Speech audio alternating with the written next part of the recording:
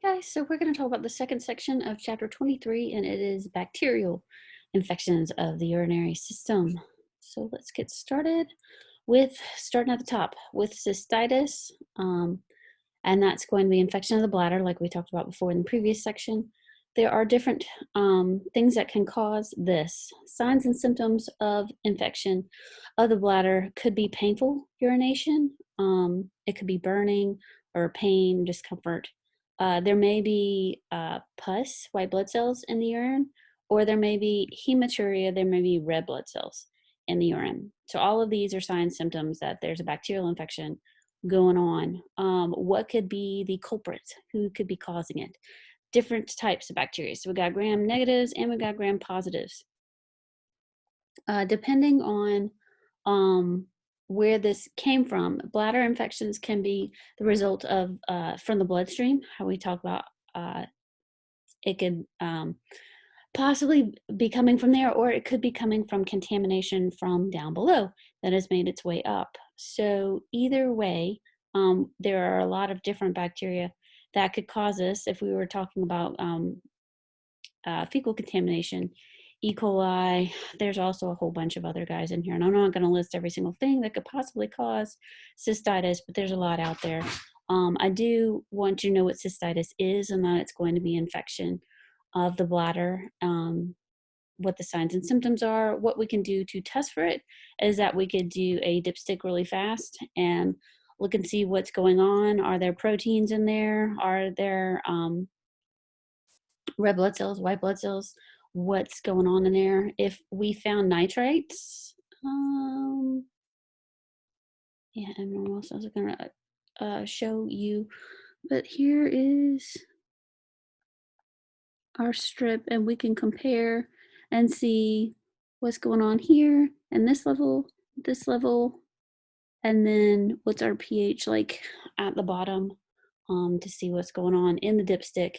Those guys can show us also if there's nitrates. If there's nitrates, then we probably want to culture the urine and see what's growing in there. We could culture it on a blood agar, sheep agar plate, or we could culture it on a McConkey agar. Make sure that you are getting a clean catch and see what is growing in there. How can we treat it? We can treat them with a whole bunch of different types of antibiotics.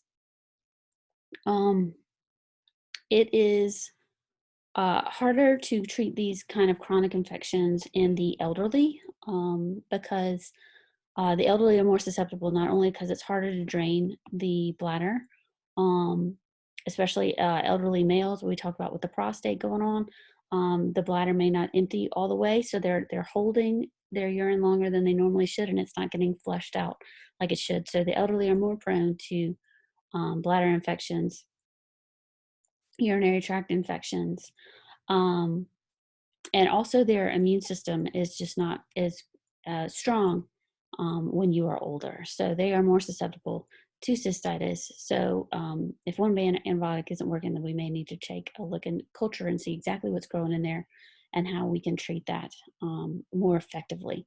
Because if it doesn't get treated, then it may progress, and it could lead to kidney infections, sepsis. So we definitely want to get those under control. Speaking of kidney infections, we have pyelonephritis and glomerulonephritis. Pyelonephritis can show up from, again, in the blood or from fecal contamination. Signs and symptoms for UTI, back pain, because where the kidneys are located, retroperitoneal, it may show up as back pain, fever, vomiting, and again, blood in the urine is a sign of infection. How we can diagnose, culture it, just like we talked about before. We can culture it and see what's going on there. We need to make sure that we knock this out with some antibiotics. We might need to treat them with IV antibiotics if we can't. Specifically with glomerulonephritis, sometimes this is secondary. So you've got an infection with strep pyogenes and then from your strep throat. But when strep pyogenes causes infection, it also is going to form immune complexes, and that's floating around in the bloodstream. And the kidney's job is to take care of cleaning the blood and filtering the blood. So sometimes those immune complexes will form and irritate the kidneys, specifically the glomerulus. That's job is to filter out everything. So strep pyogenes can lead to glomerulonephritis when that gets really irritated because of that. Glomerulonephritis may also be caused by bacterial endocarditis. So inflammation inside the heart can also cause glomerulonephritis. Leptospirosis. So these guys have this super cool spirally shape going on. This guy is going to be passed to people from contaminated water or soil or bodily fluids containing this bacteria. What happens if you get infected with this? It can lead to headaches, chills, vomiting, diarrhea, muscular pain.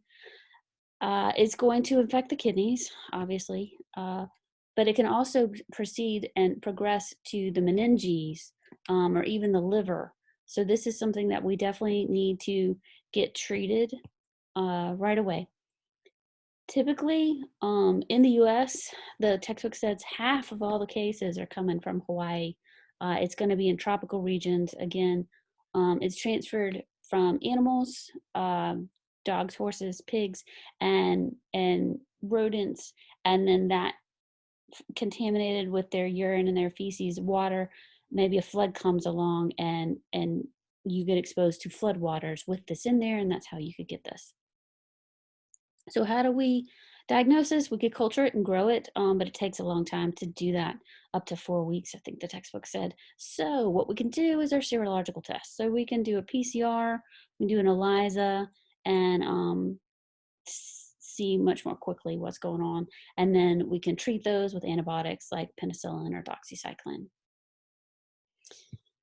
The last group, so chlamydia is in gonorrhea. We have a whole bunch of other types of mycoplasma. There's 2 mycoplasmas and ureaplasma. So gonorrhea is an STI.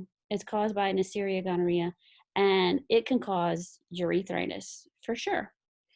This last category are the non-gonococcal urethritis. So these are not going to be caused by Neisseria gonorrhea.